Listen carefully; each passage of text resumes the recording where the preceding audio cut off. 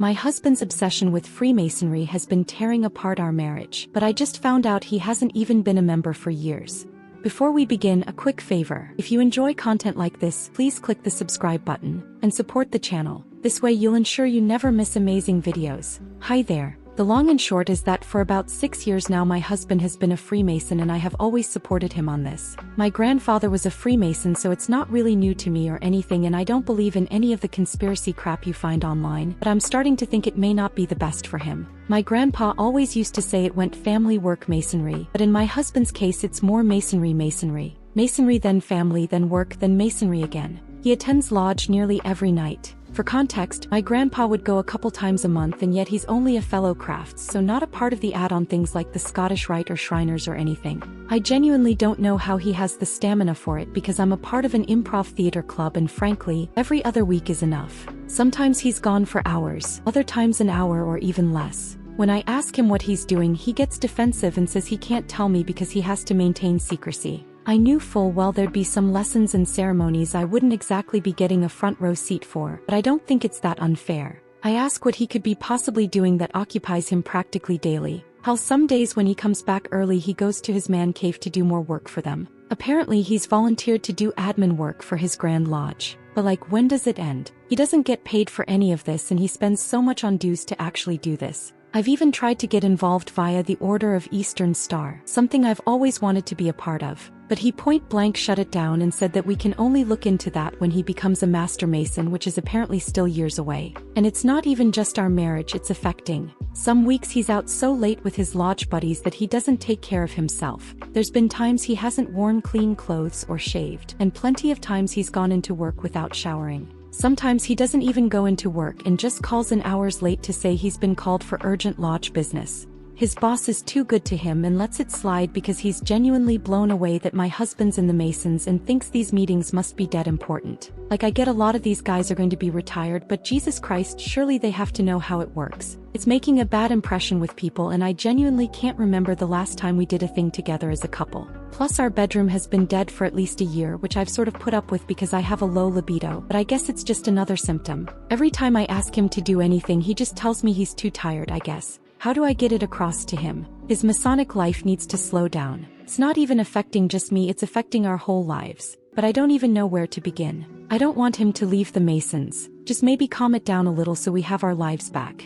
How can I get this across to him without seeming that I'm jealous of the secrets or I want to worsen the wedge between us? By the way, I did actually email the worshipful master at his lodge. Just say I'm kind of worried for him, but I've not heard back yet, and if they're all this active, not sure how much help he'll be. Thanks for any advice. Later that day, the worshipful master just emailed me, apologized for taking his time, and explained my husband has not been a member of that lodge for at least 5 years, having left just under a year after he joined. Apparently he had difficulties with the leadership and had been repeatedly cautioned for soliciting the other lodge members. He told me that he checked with other lodges in the area and none of them have any record of him switching. So it seems he demeet entirely. 5 days later. Hi everyone. You might remember the post where I mentioned how Freemasonry, or rather my husband's commitment to it, was destroying our marriage and corroding his life. Well, I apologized to the craft because Masonry had nothing to do with my husband's antics. In my edit to the post, I mentioned I had spoken with the current worshipful master, basically the lodge's chair, and he informed me my husband had omitted from that lodge years ago and never joined any others.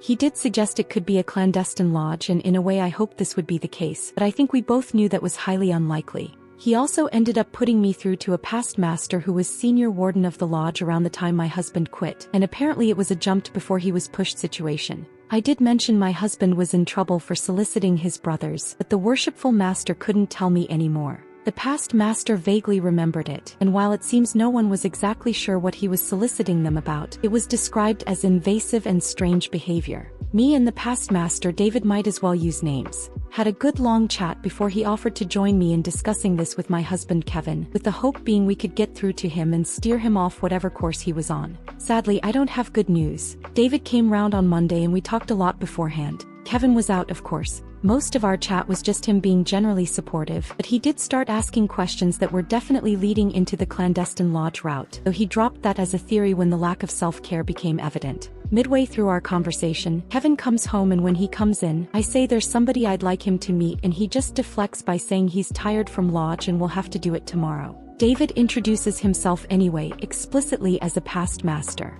Kevin ignores him, but then goes through to the kitchen, pours himself a glass of milk and starts scrolling through his phone at the kitchen table. We went through and sat down at the table too. So without a word he got up and went into the living room. So we followed him there, where David said, "We know he's not attending lodge because he was the senior warden when my husband left." Kevin does this weird laugh and says so it's a crime to move lodges. Then David says no other lodge in the area took him on, and Kevin goes a little bit red before saying that's because he switched to PJ, and then sort of insinuates David is racist for taking issue with that. David says he spoke to all the PJ lodges in the area too, and he's good friends with a lot of their members, so he knows he's lying. Again, Kevin just says look, he's tired, he's not doing this. But I told him we know something's up, and well, the majority of you thought it was Drax. So I just said look, is it dropped? He said no, but finally admitted yes, there was something up, and asked if he could show us something, just he needed to go to his car. David said that's fine, we'll come with him. Well, I guess in Kevin's defense he did need to go to his car. In the trunk he got out this black sports bag, and I dunno what I was expecting, but I don't think anything could have prepared me for what he showed us was inside. When we got back into the house he got out this near lifelike latex horse mask and other leather and latex gear, full suit with harnesses and everything. If you were expecting anything to happen, there wasn't anything. We kinda just stared in total silence. Eventually, Kevin restarted the conversation by explaining he was into a BDSM fish called pony play and that he went down the rabbit hole a long time ago. I won't really go into the full details, but long and short, as he's clearly been dealing with homosexual feelings and submissive desires for a long time, though he's still in denial about both of them and is adamant he's not bi or gay, 100% straight, etc. Obviously he's at least and most probably bi, but he wouldn't hear it. Anyway, he explained when he was really struggling with these feelings, the urge as he calls it, that's when he joined Freemasonry because he hoped it would prove a distraction, help improve, etc. And then sort of implied being around old men would put him off guys. I could tell David was a bit offended, but he didn't say anything. But yeah, apparently this is what the soliciting was about. Obviously joining the Masons didn't make these feelings go away, so he said he initially started trying to see if any of them felt those feelings too, but no one would bite. Apparently midway through he discovered the pony play rabbit hole on a BDSM website and was utterly hooked. This is when his soliciting went from hey, I'm having these feelings towards guys, this is totally normal, right brother, to hey, are you looking to buy a pony, brother? He claimed he didn't leave because he was being disciplined, but because of how goddamn prudish everyone was. Yeah, apparently he was already deep into the hole, and while he'd be attending lodge a couple times a month legitimately, the other times were him doing the BTSM stuff. Apparently it began with but eventually he graduated to Produms because too many of them found it weird or weren't into it enough. There's one main one he goes to the most called Mistress Candy, but when she's busy he'll go to other ones, and if that's not an option he'll go find a cheap hotel to self-care or do it with an online mistress. Oh, there's a lot of them apparently, and that was how he got into Findoms, where the whole thing is he gives them money for nothing in return. I don't really know how to describe how I felt as this all came out. The shock, the betrayal, the rage, the upset, the hurt. I suppose I feel quite numb now, but none of it could have prepared me for what he did next. David said, so you've been having an affair then? And using the craft as cover. Kevin got very angry and said he's not been having an affair. This sparked an argument. Again, won't go into the details, where Kevin's excuse was that at no point was he in control during this because Mistress Candy made use of hypnosis to control him, and sometimes the urge was so powerful it wouldn't shift him into Sparkles, his pony persona, involuntarily. He didn't use this as an example, but I guess it's kind of like a Dr. Jekyll and Mr. Hyde situation. Again, no remorse or contrition. And he said we can still fix this with couples therapy because apparently I wasn't satisfying his needs. How did he come to that conclusion? Well, I never independently suggested pony play and give him an avenue to open up about it. This is somehow my fault. I won't go into the arguments that followed, but it ended with me packing a bag and David taking me to my parents' place. I've told Kevin I'll be seeking a divorce, something which he's also in denial about because the marriage is dead. Clearly he values his time playing dress up as a horse more than he does me as a person, so I might as well let him focus on that.